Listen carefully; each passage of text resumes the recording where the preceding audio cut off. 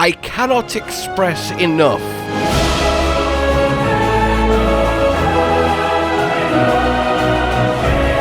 how both beautiful and incredible this combo is. Hello, my fellow tarnished, who, like me, are filled to the brim with enthusiasm for all things magical. Today, I present to you an incredibly unique combo that is only quite literally possible with a single off-the-beaten path, you can easily miss it, weapon in the game that on the surface looks completely innocuous, but through this combination ends up being a completely diverse multi-tool of choice that absolutely destroys. So what am I talking about? Well, let's get straight to this. You know Scholar's Armament. Hello, nice to meet you. I'm Scholar's Armament. Well, you do now. This is a often overlooked sorcery, and it's been in Souls for, well, the long haul. Simply buff your weapon with magical damage, right? It acts like a constant reusable version of the various greases, or magic grease in this sense, except exceptionally more powerful. And it doesn't hurt that it makes the weapon that it's used on look just beautiful.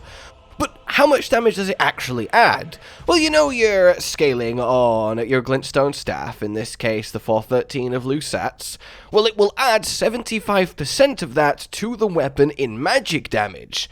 So in this case, it's a comfortable over 300 damage bump, which is then multiplied by all your other multipliers that increase your magic damage, which is obviously fairly hefty. It's potent, right? And can turn even a +0 weapon that we're not statted for, this random garbage weathered sword, into a 400 attack per hit machine. Obviously that's not going to blow you away, but that's kind of silly for just one little cast. Basically any weapon that this can be applied to becomes a death dealing machine. But why? On a high int build. But the key there is can be applied to. The reason we obviously don't see this on everything is because you can't put it on a special weapon. So you're not just going to whip out like a Dark Moon Greatsword and amp it up with this. That would be brokenly strong.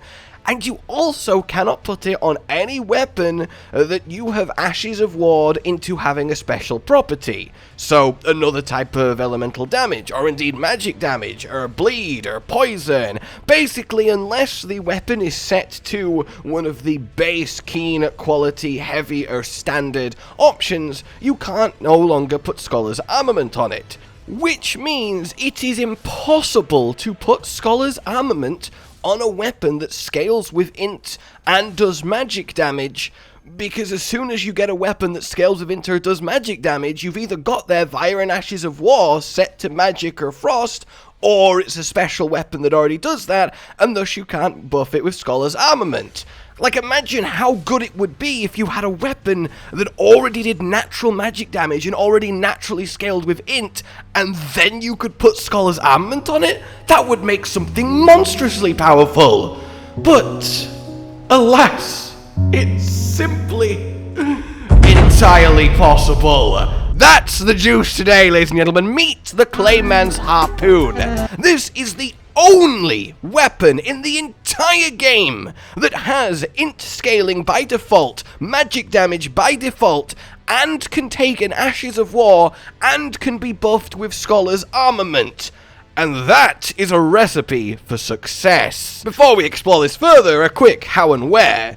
The Harpoon is farmed from, well, the Clayman down in Siofra River. Just head down the elevator from Limgrave and start slaughtering them up with as much item discovery as you can get, and eventually one of them will hand you this beautiful weapon simply as a peace offering to stop slaughtering hundreds of their people, because this is quite the rare drop. The actual Scholar's Armament itself is just a standard starting sorcery sold by Selen when you first meet her in Limgrave, so that's easy to get too. So these two combined then are so much fun, because essentially we have a situation where we have a weapon that at plus 25 with a high int build is already really powerful, and it's a long-reaching spear with a good moveset, that we can then double dip stack on top Scholar's Armament to amp the magic damage even more, which turns this into 800 to 1000 per stab, just casual destroyer of enemies. And that's fantastic, right? That's unique to it and already really good.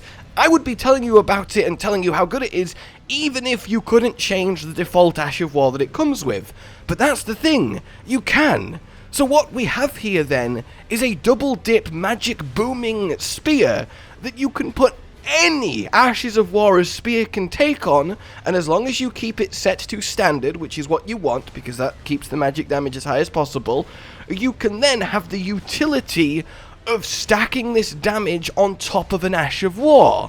So if you take my personal choice, Spinning Weapon, well then suddenly you're doing 3,000 to 4,000 damage a spin on enemies, which is just wonderful. If you combine this with the Magic Scorpion from the Seleuphus questline, he'll reward you with it once you go far enough down with that. Simply buy all of his sorceries, buy a single puppet, he'll tell you of his plan, go get the item from it in Altus, go back to him, and then he'll reward you with this talisman. Combine it with Shard of Alexander, and then any damaging Ashes of War skill you put on this weapon is getting amped by both.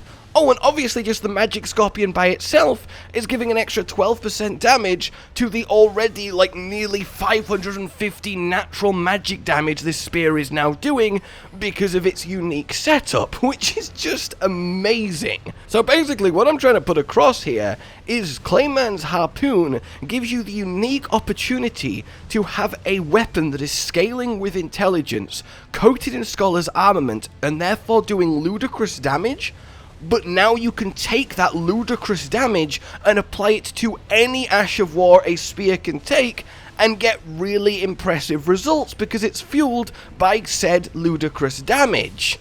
Obviously, you can get really creative with it. You can go a little bit more defensive utility mobility and Bloodhound step around, stabbing people with the monstrously powerful stabs, or get something like the Ghost Phantom and hit people really hard that way, or throw spectral spears. I mean, again, any Ash of War that your heart desires, and that's really what I'm offering you here. A PSA of, hey, look at the Clayman's Harpoon with Scholar's Armament. The combination of those two on a high-int sorcerer build results in one of the most effective raw damaging weapons in the game, and then you can attach any Ash of War you want to it to end up with a really creative use for that base monstrous damage.